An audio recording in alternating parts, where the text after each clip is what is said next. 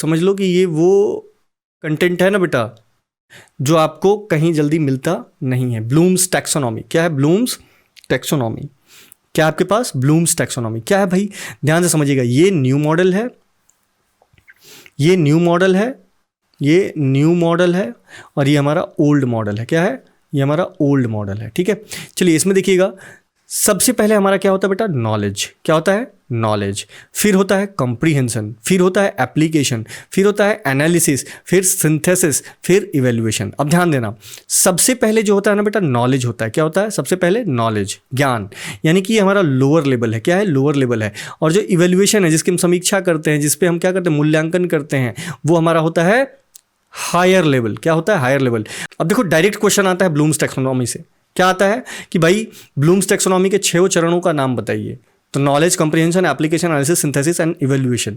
ठीक है, इस तरह से आपको समझना है। ज्ञान सबसे लोअर लेवल का हमारा क्या है? टैक्सोनॉमी का एक पार्ट है, जबकि हायर लेवल का पार्ट क्या है? इवेल्युएशन। ठीक है, चलिए पहला पॉइंट जो है वो है हमारा नॉलेज। क्या है? नॉलेज यानी ज्ञान।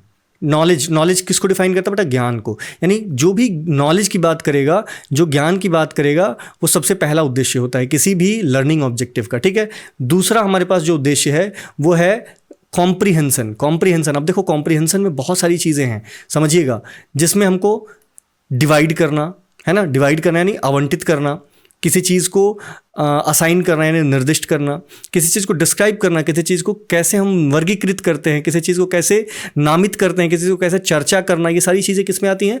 कॉम्प्रीहेंशन में। किस में आती हैं बेटा? कॉम्प्रीहेंशन में। ठीक है, चलिए अगला पॉइंट देखिएगा। अगला पॉइंट है हमारा एप्लीकेशन। क्या है? एप्लीकेशन, जिसमें हम अप्लाई करते हैं, जिसमें हम अप्लाई करते हैं, जिसमें हम चार्ट्स बनाते हैं, जिसमें हम चूज़ करते हैं, यानी चीज़ों को क्या करते हैं? पिक करते हैं, चीज़ों को क्या करते हैं? सेलेक्ट करते हैं, डेमोन्स्ट्रेट करते हैं, डिस्ट्रीब्यूट करते हैं, डॉक्यूमेंट बनाते हैं, ड्रामाटाइज करते हैं, एम्प्लॉय करते हैं, एग्जीक्यूट करते हैं। ये सारी चीज़ें एप्लीकेशन में आती हैं, यानी कि एप्लीकेशन में आती है। एनालिसिस, एनालिसिस क्या होता है बेटा?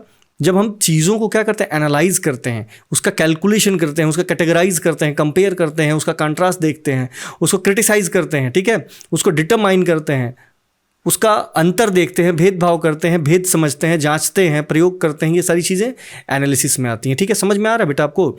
सबसे पहला स्टेज है knowledge, then comprehension, then application, then analysis. ये साइंटिफिक अप्रोच की बात हो रही है। मैंने एक डायग्राम भी अटैच किया हुआ है इसमें, आपको बहुत अच्छे से समझ में आ जाएगा। ठीक है, चलिए उसी में आगे जो है 5वें नंबर पे आता है हमारा सिंथेसिस। क्या है? संश्लेषण करना, अरेंज करना। जब हम सिंथेसाइज करते हैं तो किसी चीज़ को अरेंज करते हैं, असेंबल करते हैं, कलेक्ट करते हैं, कंपोज करते हैं, कंप्यूट करते हैं। ये सारे के सारे टर्म्स आपके लिए इंपॉर्टेंट है भाई। मैंने एक एक वर्ड वो चीज़ लिख दिया है जिसको हम लोग इन लर्निंग ऑब्जेक्टिव्स के एक्शन वर्ब बोलते हैं। ठीक है, चलिए इसमें 6वां पॉइंट है हमारे पास इवोल्यूशन। क्या है 6वां पॉइंट? क्या है? इवैल्यूएशन।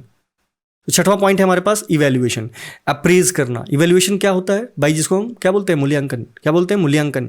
अप्रेज, आर्ग्यू, असेस करना, अटैच करना, चूज करना, कंपेयर करना, कंक्लूड करना, क्रिटिक देना, डिसाइड करना, डिड्यूस करना, डिफेंड करना, डिराइव करना, डायग्नोज करना। ये सारे टर्म्स आपको समझ में आ रहे हैं बेटा?